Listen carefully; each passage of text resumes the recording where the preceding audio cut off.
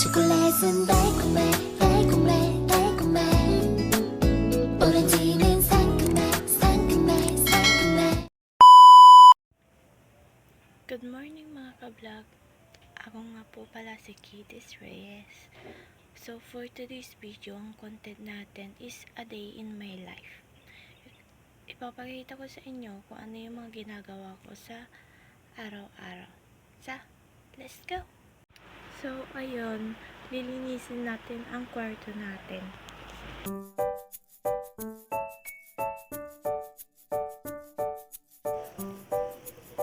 So, pinagpagan ko muna yung kama ko kasi maraming buhangin tapos tanggal-tanggal na buhok.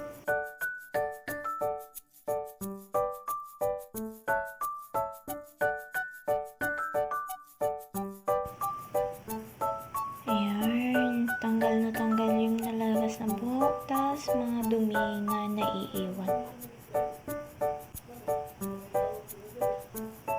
Tapos inayos ko na rin yung unan at yung kumot ng kama ko kasi kusot-kusot na siya.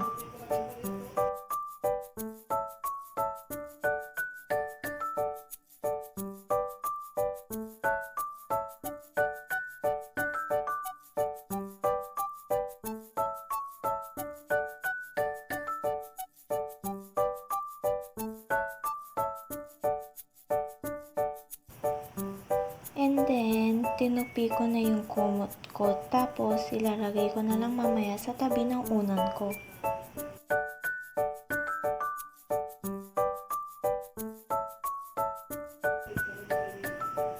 At yun nga mga ka-vlogag, ito nga po pala si Cedric, ang aking pinakakit na pamangkin.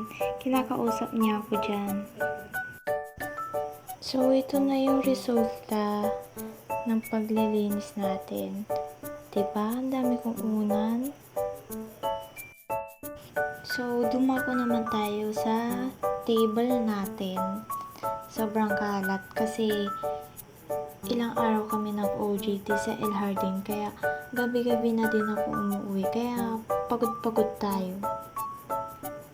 So, yan.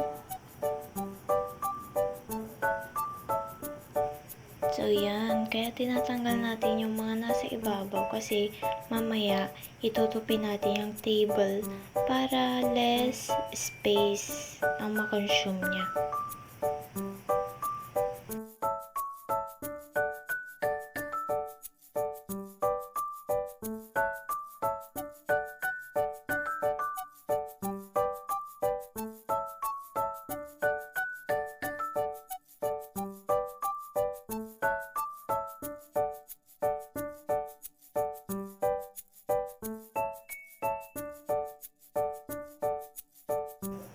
So, ito na yung result ng paglilinis natin ng ating kwarto. So, ang linis-linis tignan ng cabinet. Pati na rin ng altar. At yung lamesa na nakita nyo kanina ay tinupi ko na rin. And then, yung kama natin ay malinis at maayos. So, ngayon guys, pupunta tayo ng Labrador.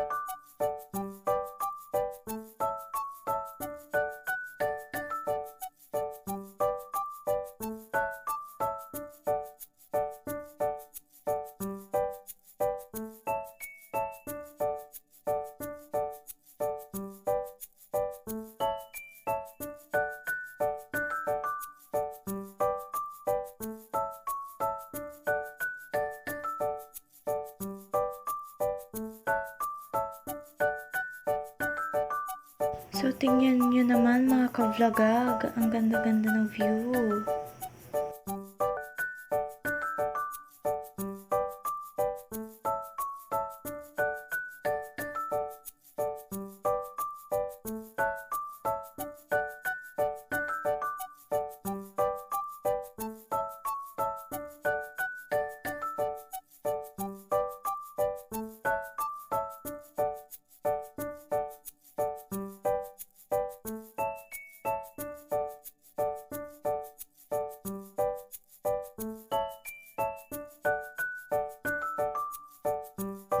At dito guys sa Labrador, may palengke sila na yung mga tinitinda ay mura at fresh pa.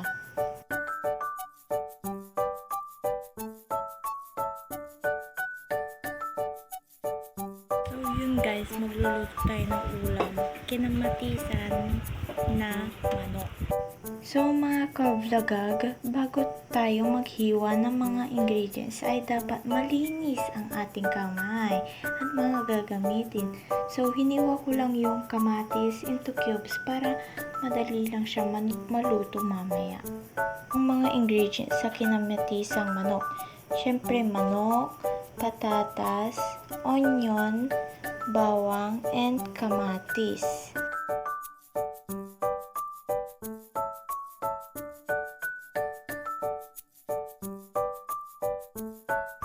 Ang bilis ng transition, no? Luto na kaagad ang ating kinamatisang manok. So, yan. Pasensya na po sa mga natatakam po ng aking video. Syempre, mga ka-vlogag, dahil multitasking tayo habang nagluluto ng ulam, ay naglaba na din ako ng aming damit.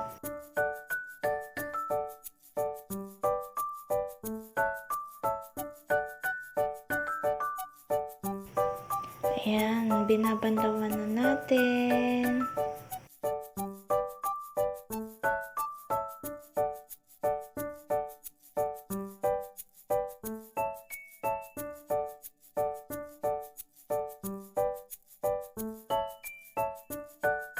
Siyempre, pagkatapos i-washing, banlawan at idoni ay isasampay na natin ang damit.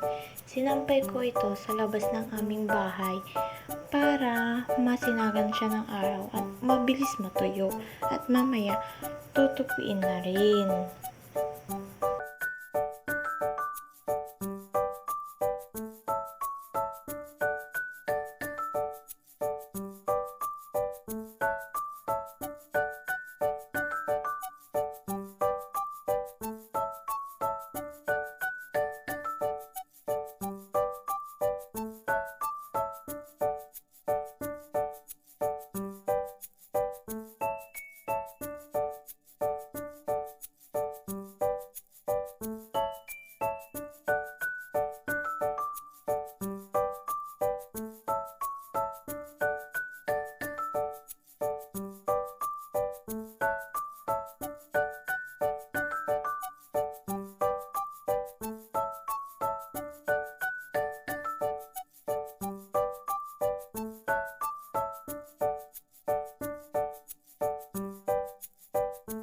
So yun mga ka-vlogag, dito na nagtatapos ang ating video.